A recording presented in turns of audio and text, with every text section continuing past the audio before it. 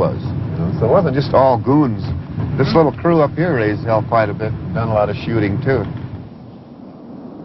The violence engulfed all of us, and we all had to take sides.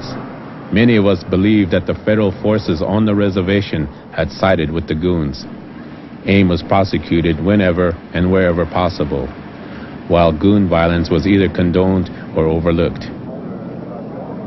The U.S. Civil Rights Commission asked the Justice Department to investigate FBI bias, but no charges were ever brought. I'm not aware of any alignment that we made with a vigilante group. Again, our utmost desire was to keep the peace and to prevent loss of life. And if our agents are alleged to have violated the law, then they are held, and they can be held like any citizen to account for themselves. So when you speak of harassment, of terror, there are certainly civil rights and countercharges that have been made, but I haven't seen success in those areas where they've been able to prove some of these allegations that you're now bringing up. Did the FBI like you? I got along good with them. Yeah, they probably thought I was a funny guy, you know. Have all these weapons and stand out as much as we did in them days, and all of the situations we was involved in, and yeah, we wasn't afraid. He'd probably run my name through the computer and said he's got, you know, sitting there with 4 weapons and he doesn't have a permit for any of them, but... When they came to your house and they saw all those weapons, did they give you anything besides the intelligence, that is, information about AIM? Did they give you any physical items at all? Well, I know they, you know, one time they gave me some armor-piercing .357 Magnum ammo. Here, you know, in case, you know, they're... in case they're in a brick building or something, or, you know, just give them to me, but here. Them are expensive rounds, you know. You don't get them anymore. They only go to law enforcement people. So, yeah. But, you know, we had them. We had all that stuff. Why would the FBI give you armor-piercing rounds? Probably so that, you know, I had enough weapons, enough ammo to do a job. Against AIM? That was who was having war with, you know. During the 3 years after Wounded Knee, 60 people were murdered on Pine Ridge in the tribal civil war. Most were supporters of AIM. A sense of helplessness and isolation terrified reservation families. A number of Indian delegates from the Lakota Nation came down there and again pleaded for some American Indian movement help, because Indian people were being brutalized, being killed, were being beaten, were being terrorized. I think Rosalind Jumping Bull was one of them, and a number of different other elderly ladies. So I organized a couple of carloads of people to go down there with Dennis and everybody else, so we went down to, that's how we ended up in Pine Ridge at that second time. When Peltier returned, he and a group of young AIM members established a hidden camp near the remote hamlet of Ogallala. Residents in the area had grown increasingly fearful of the Goon Squad.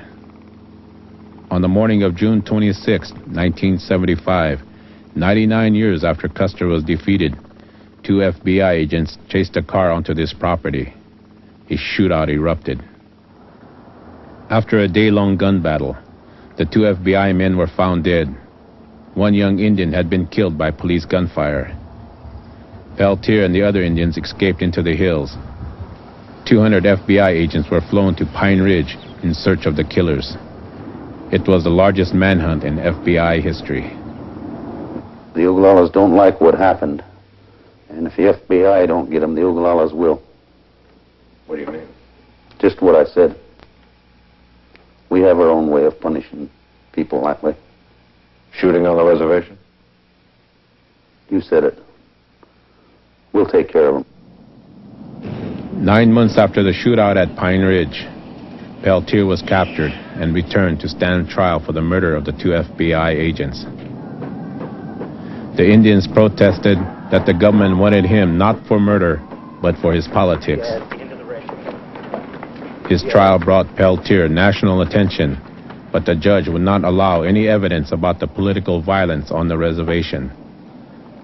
Peltier was convicted of murder and sentenced to 2 life terms.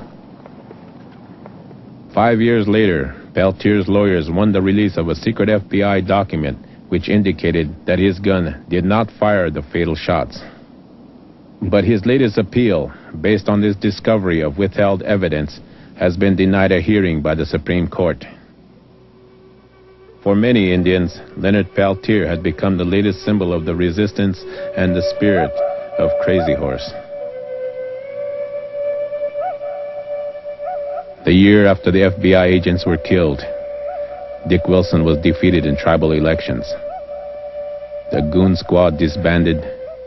The American Indian movement lost its prominence in the political landscape, and the violence subsided.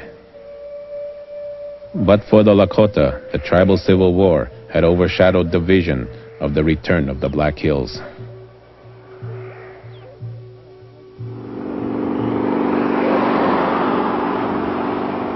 Today, the Black Hills are still occupied by the white men.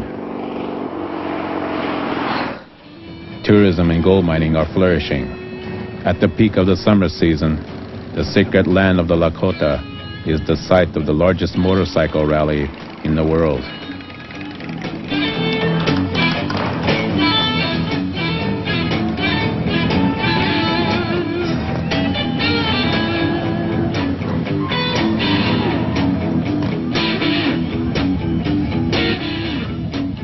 But for more than 100 years, the Lakota people had never abandoned their claim to the Black Hills. Generations of tribal leaders continued to battle for the land in the courts. In 1980, the U.S. Supreme Court upheld a lower court decision that the Black Hills had been stolen from the Sioux.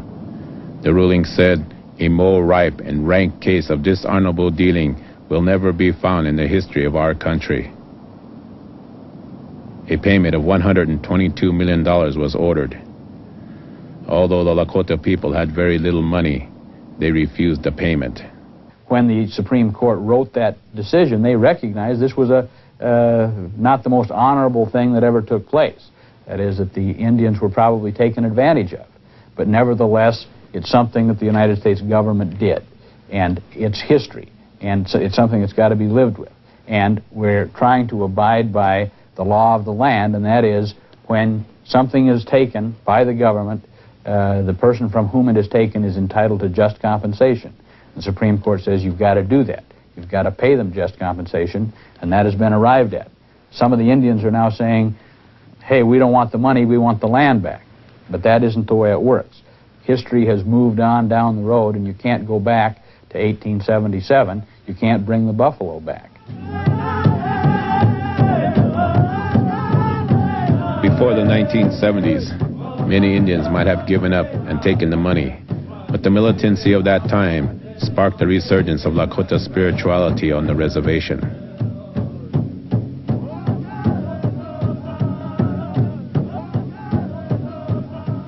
After a lifetime of teaching the old ways, the medicine man Henry Crow Dog died in 1985.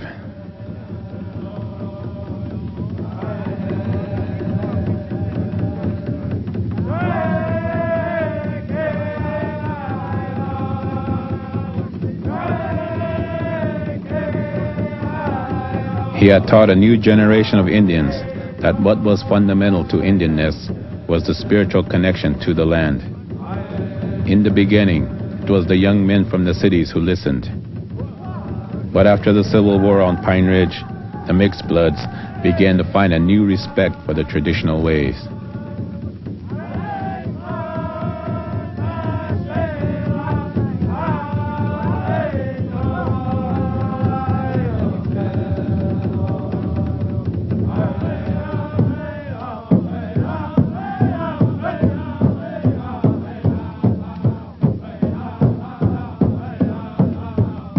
Men like Crow Dog had taught the words of Crazy Horse that one does not sell the land on which the people walk, and that to sell the Black Hills would be like selling